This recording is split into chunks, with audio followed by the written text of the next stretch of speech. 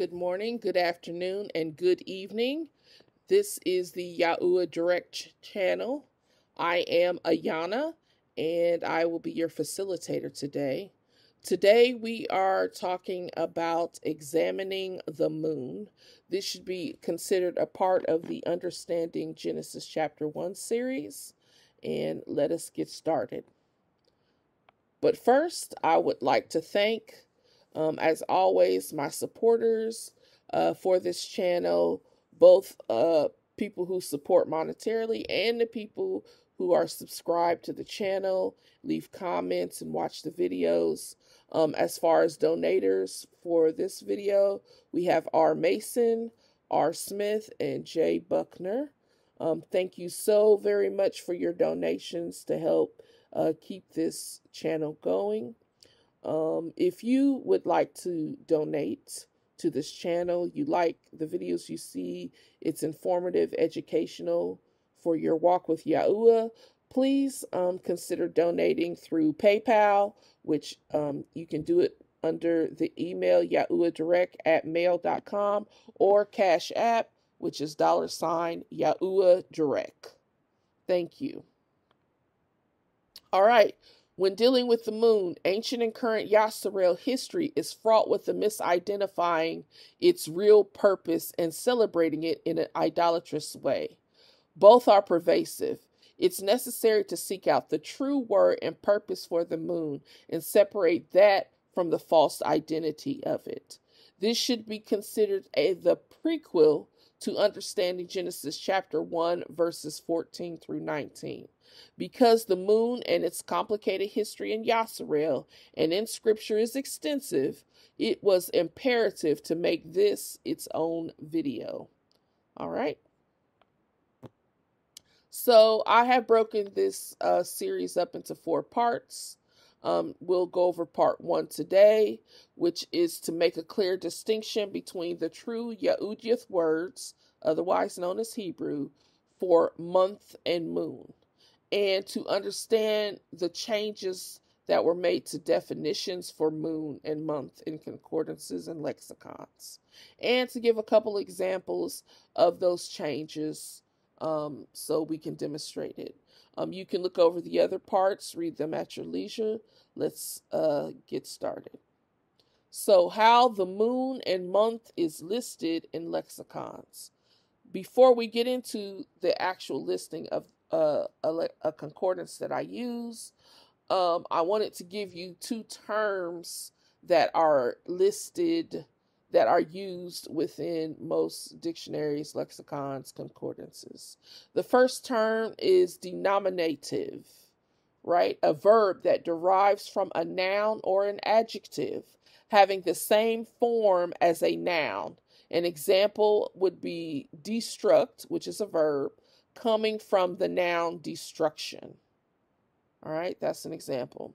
The second word is declension, and that's a listed pattern of nouns in different forms or cases.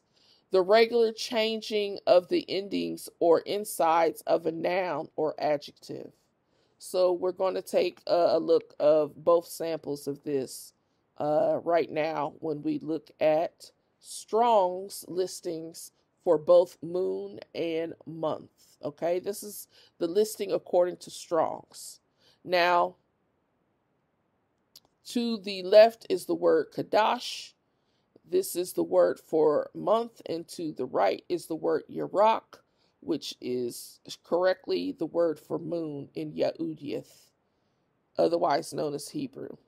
So we'll start with Kadash, H2318, a primary root, to be new, to cause to rebuild, renew, or repair. I put in the Yahudyath root word, which is Kod. Here's the Strong's number for that, and it means to be sharp or to penetrate. You will not find what's in green in Strong's Concordance. I added that so you would know the root word. Next entry, 2319, new, a fresh new thing. 2320, the new moon, by implication a month, monthly new moon. So here it gets interesting. As we know from the 2 previous uh, definitions, it's Kadash means to be new. And the reason why month is included, because each month is new. It's a cycle. It starts over every 30 days. Each month is new. All right. So they italicized noon, but then they attached moon. The month has nothing to do with the moon, despite, people who adhere to the lunar moon. It has nothing to do with the moon. All right. And then the last one, Kadash, is the name of an Yasharalite woman, right? Hodash, but it's really Kadash. Now these listings for month is an example of declension. As you see, the first two words is Kadash, the last two words is Kodesh. The insides of the words were changed with vowels. That is an example of declension. All right. Yurak, which we'll get to right now, is an example of denominative. It's the same noun, but different definitions. So right here, 3391 in Strong's, from an unused root of uncertain significance. That's what's listed in Strong's, but that's not true, right? A lunation, i.e. a month, or the moon. Now, the definition of a lunation is different from the moon. A lunation is the cycle of the phases of the moon, and the moon is just the moon itself, right? In green, which is not included in Strong's, I do have the root word for Yurak, and it's the word ruk or rock, meaning wind, breath, spirit, or motion of air. The Strong's number is right here. When we talk about Yahuwah's Ruach HaKodash, or Ruk HaKodash, it is the same word, Ruk, which you can see here in Yurak, Resh Kaf, right? Second definition, the same as the first. Yurak, an Arabian patriarch. They have Jera or Jarak, but that means the moon, just with a change in the name. The third definition is actually Chaldean in origin, which means it is not a Yahudyath word. It did not come from Yasharel. This is where you're getting the true definition for a month, when the word should be moon. It comes from the Chaldean definition of Yurak, because they followed the moon cycles, right? The Chaldeans did. They were moon worshippers, and they did a lot of divination by reading the sky and the constellations. All right, so this is where the month comes in at in terms of the word for moon. And then the last definition, which is the true definition, the same as the first, the moon. So by conflating this definition 3391 with this definition of Kodesh 2320, they have made it easy. Whoever made these changes, whenever they made these changes, they have made it easy to replace one word with another. This definition and this definition. So Yurak 3391 and Kadash 2320, they have made them conflate to mean the same thing, and that way it's easier to confuse and it's easier to use it interchangeably. All right, so now that we saw Strong's listings for Kadash and Yurak, I wanted to show you a true definition for the word Yurak from the Hebrew and English Lexicon Without Points by J. Parkhurst, page 295.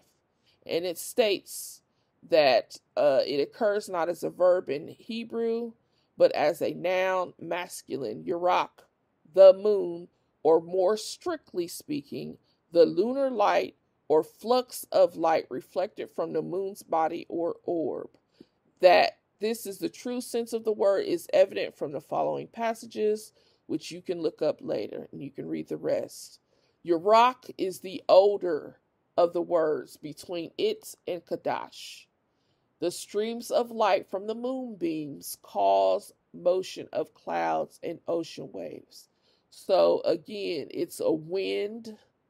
Remember, Ruch means breath, wind, motion of air. So that's why Yurak means moon. Okay, it does not mean month. And an example of this is in Jeremiah 31:35. This is what Yahuwah says, which gives the sun for a light by day, and the ordinances of the moon and of the stars for light by night, which divides the sea when the waves roar. Okay? That is what the moon does. So here, I have an example of how that change in definition to Kadash to mean moon is used here. To the right, I have Numbers 28:11 through 4. This is a correct interpretation for the word Kodash in yellow. And in the beginnings of your months, this is Yahuwah speaking, you shall offer a burnt offering unto Yahuwah, 2 young bullocks and 1 ram, 7 lambs of the first year without spot, and 3/10 deals of flour for a meat offering mingled with oil for 1 bullock, and 2/10 deals of flour for a meat offering mingled with oil for 1 ram, and several 10th deal of flour mingled with oil for a meat offering unto 1 lamb, for a burnt offering of sweet savor, a sacrifice made by fire unto Yahuwah.